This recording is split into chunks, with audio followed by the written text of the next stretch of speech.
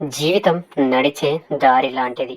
మనకి తోడుగా నడిచేవారు ఉంటారు. కానీ మనకి బదులుగా నడిచేవారు ఉండరు. ఎంత కష్టమైనా మనమే నడవాలి. ఇక్కడ ఎవడి లైఫ్‌కి వాడే హీరో. ఎవడి బలం వాడిదే. నాకంటూ ఓ బలముంటే నీకంటూ ఓ బలముంటుంది. నువ్వు దేన్నైతే నమ్ముతావో దాని మీద నిలబడు. గెలుపు దానంతట అదే వచ్చి నీ కాళ్ళ దగ్గర కూర్చుంటుంది.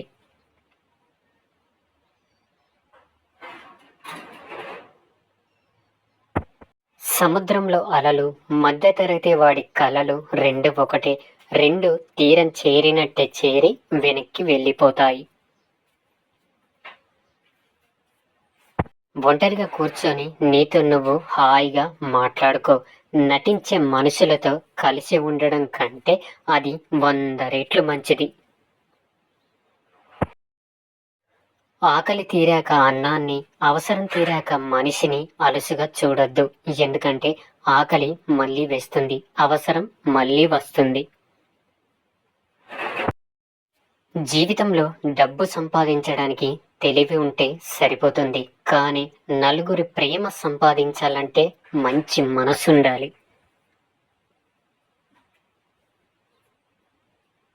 దూరం నుంచి ఉప్పు, చక్కెర రెండు ఒకేలా కనిపిస్తాయి. కానీ దగ్గరికి రాగానే తేడా తెలుస్తుంది. మనుషులు కూడా అంతే.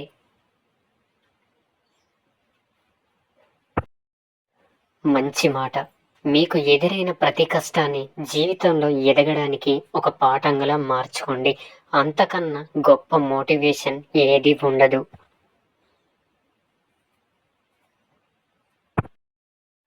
కుటుంబం అంటే రక్త సంబంధం ఉన్నవాళ్లే కాదు, ఆపద సమయంలో మన చెయ్యి పట్టుకొని మన ముందు నడిచిన వాళ్ళందరూ మన కుటుంబమే. పోటీ లేని గెలుపు, కష్టపడకుండా వచ్చే డబ్బు, నమ్మకం లేని బంధం ఎప్పటికీ జీవితంలో తృప్తినివ్వవు. ఉపవాసం ఉంటేనే దేవుడు కరుణిస్తాడు అంటే ఒక పూట కూడా భోజనం లేని పేదవారు ఎప్పుడు గొప్పవారైపోవాలి.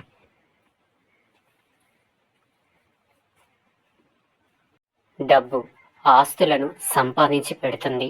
మంచితనం మనుషుల్ని సంపాదించి పెడుతుంది. మంచితనం సంపాదించుకున్న మనిషికి పేదరికం రావచ్చునేమో, కానీ ఒంటరితనం ఎప్పటికీ రాదు.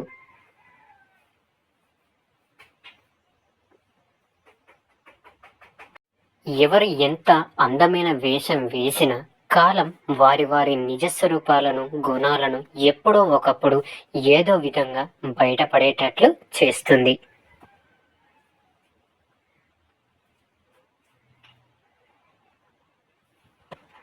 కొన్ని విషయాలు అమ్మ దగ్గర చెప్పుకోగలం.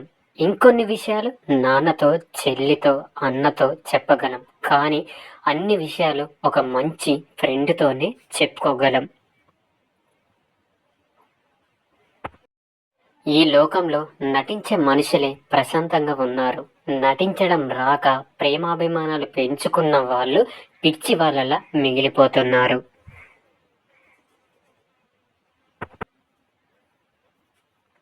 అహంకారాన్ని వదిలి శరణ కోరిన వాడికి దైవ కృప స్వయంగా దారి చూపుతుంది.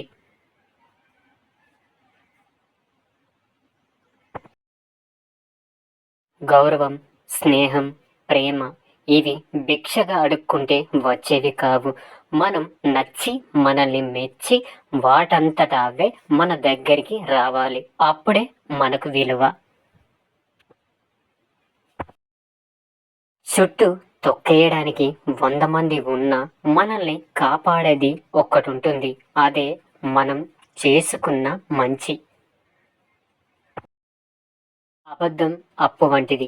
అవసరానికి ఒక్కసారి అడిగితే వడ్డీ కట్టినట్టు పదే పదే మరికొన్ని అబద్ధాలు ఆడిస్తుంది. అదే నిజం నిప్పు వంటిది.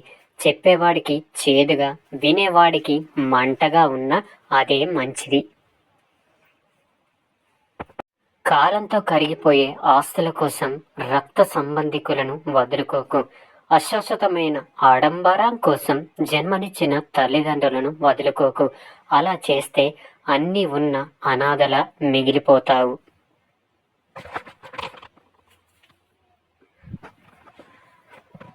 అక్షరంతో వివేకం కోల్పోయి సంస్కారం వదిలేస్తే అదే ఎదుటివారికి ఆయుధంగా మారి మీ అహంకారాన్ని అంతం చేస్తుంది.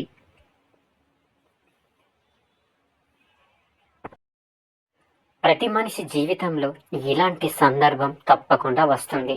వారి స్వప్నాలు, వారి ఆంక్షలు, వారి ఆశయాలు స్తంభించిపోతాయి. వారి ఆశ సౌధానాలన్నీ చిన్న భిన్నమైపోతాయి. ఒకవైపు ధర్మం ఉంటుంది, ఇంకోవైపు సుఖం ఉంటుంది. ఇదే ధర్మ సంకటం. ఆలోచన శక్తి. జీవితంలో ప్రతిరోజు మనకి ఒక కొత్త అవకాశం. ఆ అవకాశాన్ని భయం వల్ల వదిలేస్తే నష్టం మనదే. ధైర్యంతో ముందుకు వెళితే విజయం మనదే. కాబట్టి పరిస్థితులను కాదు, మన ఆలోచనలను మార్చుకుందాం.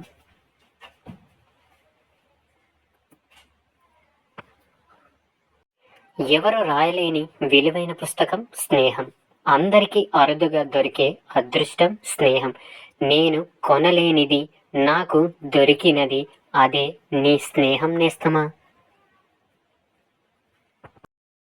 ఏ బంధమైనా కోపంతో దూరమైతే కోపం తగ్గాక మళ్ళీ దగ్గర కావచ్చు. కానీ అదే బంధం బాధతో దూరమైతే ఎప్పటికీ దగ్గర కాదు. ఎందుకంటే ప్రతిసారి బాధను తట్టుకునే ధైర్యం, సహనం రెండు ఉండవు కాబట్టి.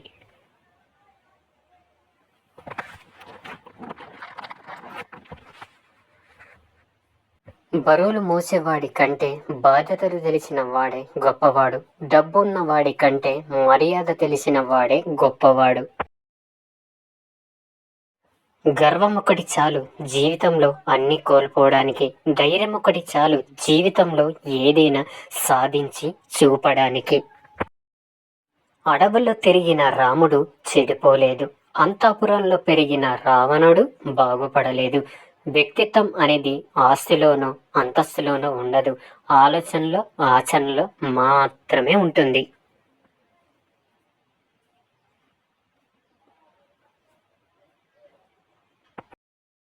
మంచి మనసుతో చేసే సాయం తిరిగి ఏదో ఒక రోజు మీకు మంచి చేస్తుంది.